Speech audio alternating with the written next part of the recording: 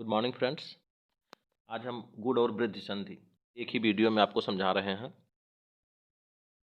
तो चलिए शुरू करते हैं। गुण संधि, सबसे पहले हम लोग देखेंगे गुण संधि के बारे में। गुण संधि के बारे में देखेंगे। इसका उच्चारण ध्यान दें आप लोग। इसको हम लोगों को जो है गुण कहना चाहिए, गुण संधि, न कि गुण संधि। अगर आप गुण कहते हैं, अगर आप गुण कहते हैं तो आपका ये वाला गुण हो जाएगा। इसलिए आपको हमेशा क्या कहना है?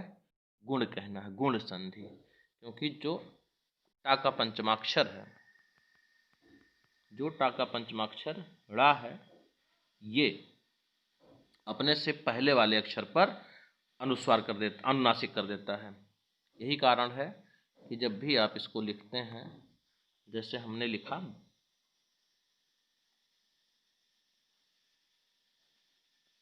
बाढ़, तो इसमें देखिए बा पे यहाँ चांद बिंदी नहीं है, लेकिन फिर भी हम पढ़ते हैं बाढ़।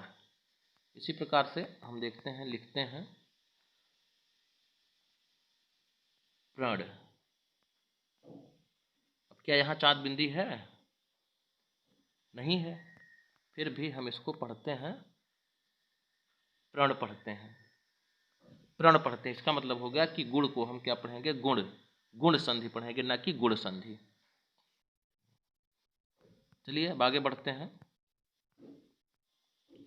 गुण संधि और वृद्धि संधि में थोड़ी सी समानता आप देख लें। गुण संधि में भी धन के पहले यानी प्लस के पहले ह्रस्व या दीर्घ आ ही पाया जाता है।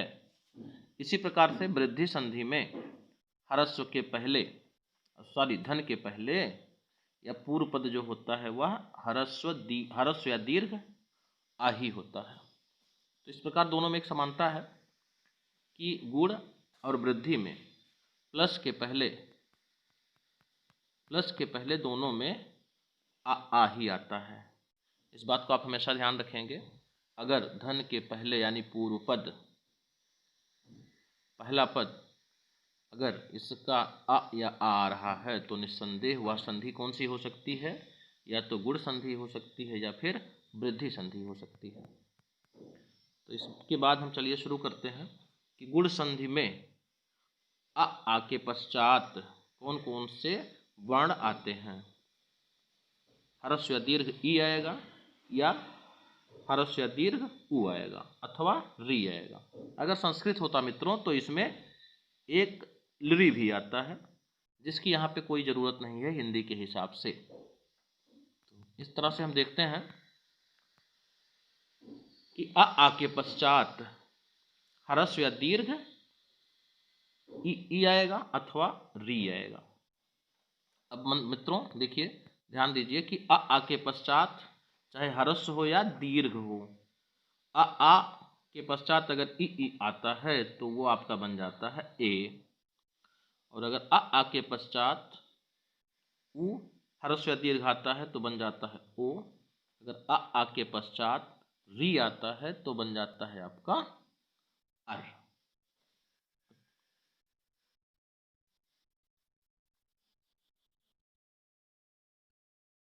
अब इसका हम देख लेते हैं कि अगर ए आ रहा है तो मात्रा आपकी इस तरह से लिखी जाएगी, ओ आ रहा है तो मात्रा ये बन जाएगी, और अगर अर आ रहा है तो मात्रा रा, जैसे आप लिखते हो कर्म, इस तरह से यहाँ पे रा बन जाएगा।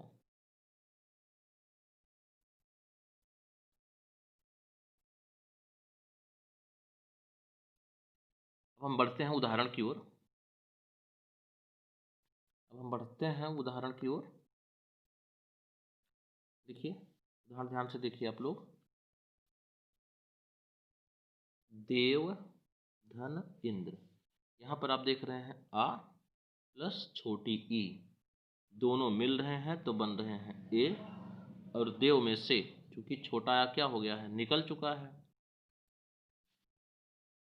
देव में से छोटा आ निकल चुका है तो आपका पूरा देव हो गया है। इस तरह से देव हो गया है।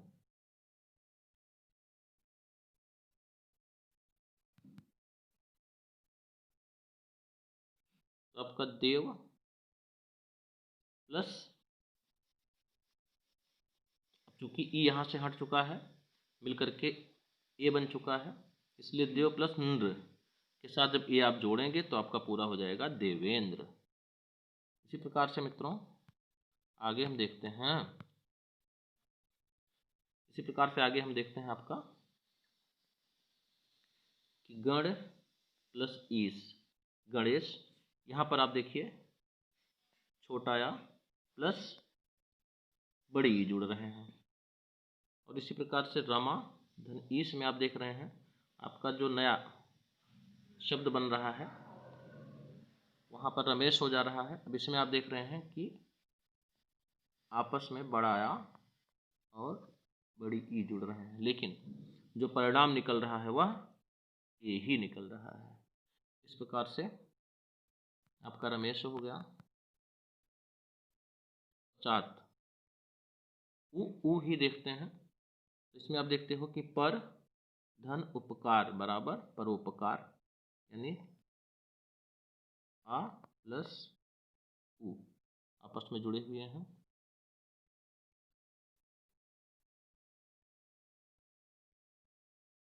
इसी प्रकार से गंगा धन उदक में आप देखते हो गंगोदक हो गया, बड़ा प्लस वो आपस में जुड़े हुए हैं में, यानी बड़ा या और बड़ा वो आपस में मिलकर के ओ बन रहे हैं, गंगोर में हो गया। इसी प्रकार से थाना यानी बड़ा और ईश्वर में बड़ी दोनों मिलकर के ए का निर्माण ही कर रहे हैं, थानेश्वर हो गया। देव धन ऋषि, इसी प्रकार से देवर्षि हो गया। राजा अर्थात बड़ा या, री अर्थात छोटी, दोनों मिलकर के राजर्षि का निर्माण कर रहे हैं। इस तरह से मित्रों हम देखते हैं कि गुण संधि आपकी जो है सबसे इजी संधि है, इसमें कुछ नहीं, बस इतना सा ध्यान रखना है आ के बाद ह्रस्व या दीर्घ ई उ और री यही जुड़ता है। अगर ई जुड़ेगा तो, अगर ई जुड़ता है तो ये बन जाता है, उ जुड़ता है तो वो बन जाता है, और आ के पश्चात अगर री जुड़ता है तो फिर अर हो जाता है। बस इतना ही आपको याद रखना है। हम लोग आगे बढ़ते हैं वृद्धि संधि की ओर। जैसा कि मैंने पहले ही बताया कि गुण और वृद्धि में एक समानता है, दोनों में धन के पहले ह्रस्व या दीर्घ आ ही पाया जाएगा। और उसके पश्चात वृद्धि संधि में क्या होने वाला है, वृद्धि संधि में ए ऐ ओ औ यही आपका जुड़ता है। वृद्धि संधि में हम देख रहे हैं इस प्रकार से, वृद्धि संधि में हम देख रहे हैं कि जात ए ऐ अगर आ रहा है तो ऐ बन रहा है, आ के पश्चात अगर ओ औ आ रहा है तो औ, आ के पश्चात ए ऐ जुड़ेगा तो ऐ ही बनेगा, आ के पश्चात ओ औ जुड़ेगा तो औ बनेगा, यानी वृद्धि हो जाएगी। वृद्धि मतलब या तो ऐ बनेगा या तो औ बनेगा। तो दीर्घ संधि में आपको याद रख ऐ होता है या तो औ होता है, कहीं भी अगर ऐ और औ पाया जा रहा है तो आपकी वो दीर्घ संधि हो जाती है। एक उदाहरण देखते हैं, अभी आपको पूरी तरह से स्पष्ट हो जाएगा। जैसे आपका है एक, जैसे आपका है एक प्लस एक, दोनों मिलकर के एकाएक बन रहे हैं। अब आप देखिए एक में से आ, पहले एक में से आपका आ अर्थात आ आपका जुड़ रहा है किससे, दूसरे वाले एक से,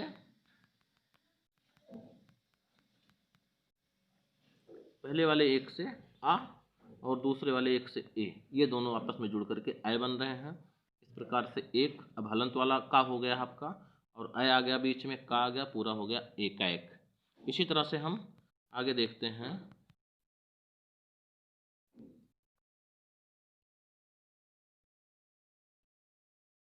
सदा धन एव बराबर सदैव, पर धन उपकार बराबर परोपकार, महाधन औषध बराबर महौषधि। इस तरह से मित्रों आपको संधि में कोई बहुत बड़ी समस्या नहीं आने वाली है। अगर आपको दीर्घ संधि देखना है तो आप इससे पिछला वीडियो आप देख सकते हैं, क्योंकि उसमें संधि के प्रकार भी आपको बताया गया है।